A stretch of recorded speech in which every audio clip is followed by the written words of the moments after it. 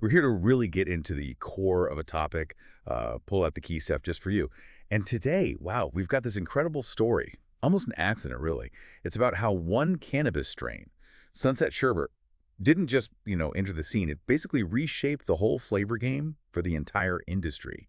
Its journey from just this unique discovery to becoming this like foundational genetic element. It's honestly pretty astounding. It really is. And what's amazing, I think, is that Sunset Sherbert isn't just, another popular strain. People call it the matriarch of modern cannabis flavor.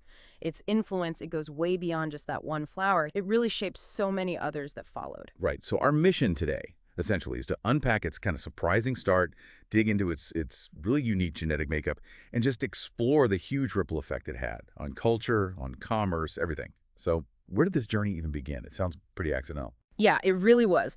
You got to picture this. It's like 2012, San Francisco Sunset District, loads of cannabis cultivation happening. And this one grower, Sherbinski, he made a mistake, basically, a seemingly small one. He had this male pink panties plant, and it accidentally pollinated his Girl Scout cookies. Whips. Oh, wow. So just pure chance. Pretty much. And out of that, chance encounter, one particular cutting, a keeper cut, just stood out. It was strong, desirable, and totally different from anything else around. So he named it Sunset Sherbert, apparently inspired by the local ice cream shop. Okay, so what made it so different? Why did that one stand out? That's a great question, because it really needs answering. Think about the market back then, right? It was mostly earthy flavors, piney, sometimes fuel-like notes dominated everything. Sunset Sherbert was just different, a total shift. It kind of fused the doughy, gassy funk from Girl Scout cookies. Right, the GSC funk. Exactly. With these vibrant, almost tropical berry notes from the pink panty side, it had this really loud orange zest thing going on,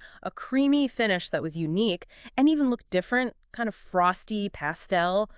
It just screamed premium. So it wasn't just about the effect, it was the taste. Precisely. A whole new taste experience. And that was a game changer for people buying it and for the people growing it, too. And he didn't just stop there, right? It wasn't just, oh, cool accident. No. Sherbinski got strategic. He took that Sunset Sherbert and he actually bred it back with thin mint GSC. It's a technique, back crossing, to kind of lock in those traits he wanted. Okay, interesting. And that seed batch, that's where the iconic Gelato strain came from. And within Gelato, you get these legendary phenotypes, these different expressions like number 25, super purple, loud berry notes. Number 33, they call it Larry Bird sometimes, famous for mixing sweet, gassy cookie notes with that creamy sherbet thing. Right, I've heard of Larry Bird. Yeah. And number 41, or Basio, still a huge seller. Dense, gassy, very dessert-like. It's like a direct line of flavor development. Wow.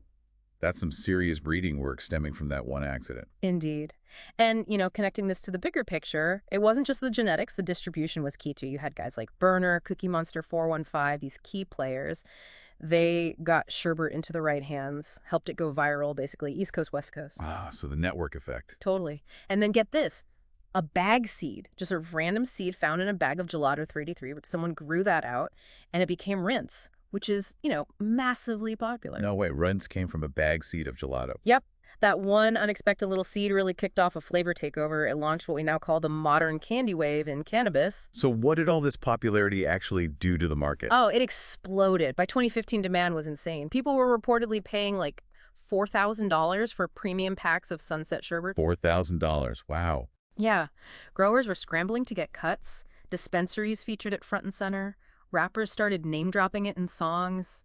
Sherbert wasn't just flour anymore. It became like a cultural symbol. It was drip, Sure. High status. It influenced a whole generation of products and the whole aesthetic around them. Okay, so let's wrap this up. What's the final takeaway on Sunset Sherbert's legacy? Well, it's undeniable. Sunset Sherbert is truly the foundational genetic line for pretty much all the sweet dessert-style cannabis we see today. Its influence just ripples outwards. You see it not just in Gelato and Runtz, obviously, but modern hits too, like RS11, Sherb Cake, Zoap. Her candy-forward genes, they run deep. In jars of flour, in vape carts, even in those high-end hash holes you find everywhere now. Yeah. It just completely flipped the script, went from this accident to becoming the absolute blueprint for dessert weed. It really ignited that whole modern candy wave. It didn't just ride the wave, like you said, it kind of created it. The matriarch of modern flavor, for sure. It really makes you think, doesn't it? How just one unique creation an accidental one at that, can do more than just start a trend. It could fundamentally change an entire market and the entire cultural landscape.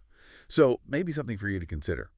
What other unseen matriarchs might be out there, quietly shaping things in different fields, totally under the radar? Makes you wonder,